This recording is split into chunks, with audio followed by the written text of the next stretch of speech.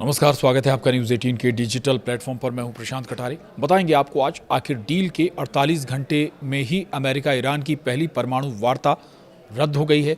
JD Vance का दौरा भी रद्द हो गया है। क्या है इसके पीछे की वजह, ये आपको समझाते हैं। तो अमेरिका और ईरान के बीच शांति समझौते के महज 2 दिन बाद होने वाली पहली उच्च स्तरीय परमाणु वार्ता टाल दी गई है। अमेरिकी उपराष्ट्रपति जेडी वेंस का स्विट्जरलैंड दौरा रद्द हो गया। व्हाइट हाउस ने व्यवस्थागत कारण बताए हैं, जबकि रिपोर्टों में ईरान की देरी की बात कही गई है। अब अगले 60 दिनों की बातचीत पर पूरी दुनिया की नज़र रहेगी। वहीं अमेरिका और ईरान के बीच शांति समझौते पर दस्तखत हुए 2 ही दिन हुए थे कि परमाणु वार्ता को पहला झटका लग गया। स्विट्जरलैंड में इस वीकेंड होने वाली दोनों देशों की पहली उच्च स्तरीय बातचीत अचानक टाल दी गई। इसके साथ ही अमेरिकी उपराष्ट्रपति जेडी वेंस का दौरा भी रद्द हो गया।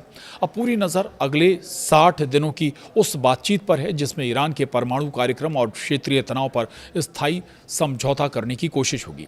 व्हाइट हाउस के मुताबिक जेडी वेंस और उनका प्रतिनिधिमंडल बातचीत के लिए पूरी तरह से तैयार था, लेकिन व्यवस्थागत कारणों से बैठक तय नहीं हो सकी।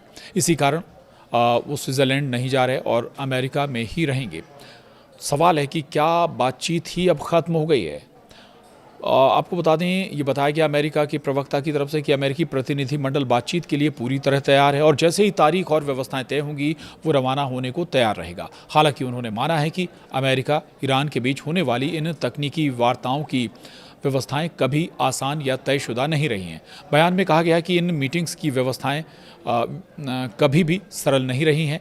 ये निर्णय उस खबर के बाद आया जिसमें दावा किया गया था कि ईरान लेबनान में इजराइल के सैन्य अभियान के कारण स्विट्जरलैंड में अपना प्रतिनिधिमंडल भेजने में देरी कर रहा है।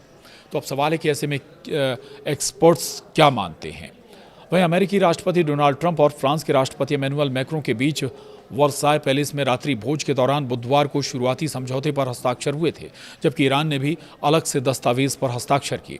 समझौते के अनुसार ईरान को अपने उच्च एनरिच्ड यूरेनियम भंडार को अंतर्राष्ट्रीय निगरानी में कम करना होगा और परमाणु हथियार विकसित न करने की प्रतिबद्धता दोहरानी होगी।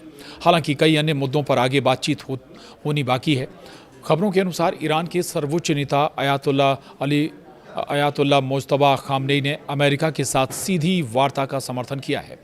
वहीं विश्लेषकों का मानना है कि हाल के घटनाक्रम से ईरान को बातचीत में अपेक्षाकृत मजबूत स्थिति मिली है, क्योंकि उसने हॉर्मूज जल डमरू मध्य से जुड़ी स्थिति को प्रभावित कर वैश्विक आर्थिक दबाव बनाया है। वहीं अमेरिका में इस समझौते को लेकर राजनीतिक मतभेद भी सामने आए हैं। कुछ रिपब्लिकन सांसदों ने आशंका जताई है कि समझौते में ईरान को बड़ी आर्थिक रियायतें दी जा रही हैं। विशेषज्ञों का कहना है कि आने वाले सप्ताहों में ये वार्ता अमेरिका ईरान संबंधों की दिशा तय करने में अहम भूमिका निभाएगी। बहरहाल अब ये देखना होगा कि अगली जो वार्ता है परमाणु संधि पर, वो कब और कैसे, किस रूप में होती है। इससे जुड़ी दूसरी अपडेट्स के लिए आप बने रहिए न्यूज़ 18 के डिजिटल प्लेटफॉर्म के साथ। नमस्कार।